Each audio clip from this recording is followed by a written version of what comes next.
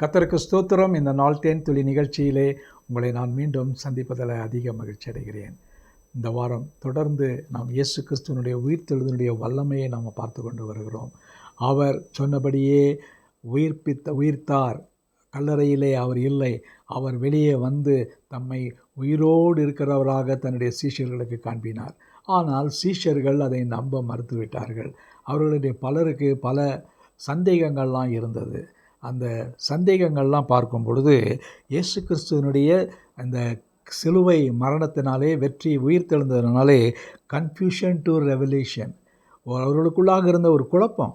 அவர் எல்லாவற்றையுமே இயேசு அவர்களுக்கு விளக்கி காட்டியிருந்தார். லூக்காவின் சுவிசேஷம் 24ஆம் அதிகாரத்தில் நாம் ஏற்கனவே இந்த சம்பவத்தை 2-3 நாட்களுக்கு முன்பாக பார்த்துருக்கிறோம். மீண்டும் அதை பார்க்குறதுல தப்பு இல்லை. இந்த வேளையில் கூட இயேசு அன்றைய தினமே ஒரு 2 சீஷர்கள் அந்த ஊருக்கு எம்மாவு என்கிறதான ஊருக்கு போகும்போது போனார்கள்.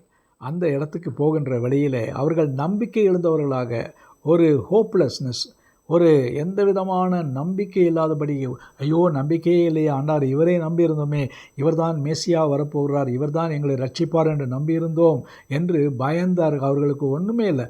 நெக்ஸ்ட்டு நம்ம என்ன செய்ய போகிறோம், நம்ம என்னென்ன வேலைகளை செய்து கொண்டிருந்தோமோ அதை செய்வோம், நமக்கும் இயேசுவுக்கும் இதோடு முடிந்து விட்டது என்று நினைத்து அவர்கள் பிரயாணப்பட்டு போகிறார்கள். அதை அறிந்தவராகிய இயேசு அந்த ஹோப்லெஸ்னஸ்லேருந்து ஒரு வெளிப்பாட்டை காட்டுவதற்காக அவர் செய்ததான காரியம் என்னவென்று சொன்னால், அவர்களோடு கூட சம்பாதித்து கொண்டு அவர்களோடு செல்கிறார்.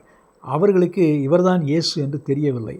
ஆனாலும் கூட நடந்த காரியங்கள் என்று சொன்னால், லூக்கா 24 பார்க்கும் பொழுது 25வது வசனத்தில் அவர் சொல்கிறார், அப்பொழுது அவர் அவர்களை நோக்கி, தீர்க்கதரிசிகள் சொன்ன யாவையும் விசுவாசிக்கிறதற்கு புத்தியில்லாத இருதயம் உள்ளவர்களாக இருக்கிறீர்களே, கிறிஸ்து இவ்விதமாக பாடுபடவும் தமது மகிமையில் பிரவேசிக்கவும் வேண்டுவதில்லையோ என்று சொல்லி, மோசே முதலிய தீர்க்கதரிசிகள் எழுதின எல்லா காரியத்தையும் தம்மை குறித்து வேதம் என்ன சொல்கிறது என்பதை குறித்து அவர்களுக்கு விவரித்து காண்பினார். அப்பொழுது கூட இவர் இப்படிப்பட்டதான வேத விற்பனர், அவர் பெரிய எல்லாவற்றையும் விளக்கி காட்டுகிறாரே, இவர் யார் என்று அவர்கள் நம்பவில்லை. அவர்களுக்கு நம்பிக்கையே இல்லை. ஒரு ஹோப்லெஸ்னஸ் அவர்களுக்குள்ளாய் காணப்படுகிறது. எல்லாவற்றையும் இழந்து போய்விட்டோம், இனிமேல் இவரை நம்பி நமக்கு பிரயோஜனம் இல்லை என்று சொல்லி, அப்படிப்பட்ட சூழ்நிலையில் இருந்த மக்களுக்கு அவர் வந்து விவரித்து காண்கிறார், ஒரு வெளிப்பாட்டை காட்டுகிறார்.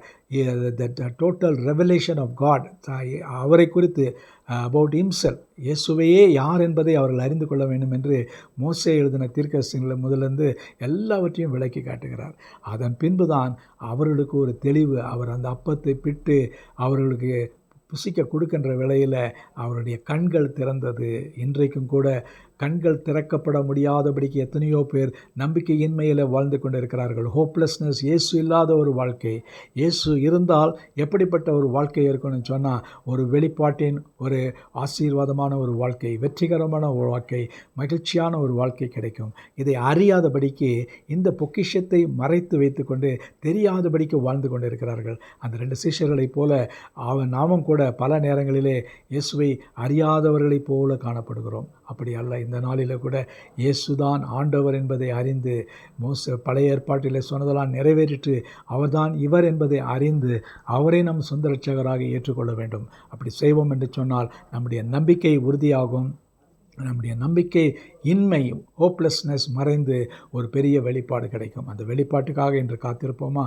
நல்ல ஆண்டவரே, நீர் கொடுத்ததான இந்த ஒரு பெரிய வெளிப்பாட்டுக்காக ஸ்தோத்திரம். நீர்தான் தேவகுமாரன், இந்த உலகத்தில் வந்து ஆண்டவரே நீர் எங்களுக்காக மரித்தீர், உயிர்த்தீர், உயிரோடு எழும்பினீர் என்பதை நாங்கள் அறியத்தக்கதான ஜீவனுள்ளோர் என்பதை அறிய நீங்கள் கொடுத்த கிருபைக்காக ஸ்தோத்திரம். ஆசீர்வதிங்க, வழி நடத்திடுங்க. மீட்பர் இயேசுவின் நாமத்தில் ஜெபிக்கிறேன் நல்ல பிதாவே, ஆமேன், ஆமேன். கர்த்தர் உங்களை ஆசீர்வதிப்பாராக. இந்த நாள் உங்களுக்கு ஒரு மகிழ்ச்சியும் சந்தோஷமான ஒரு நாளாக அமையட்டும்.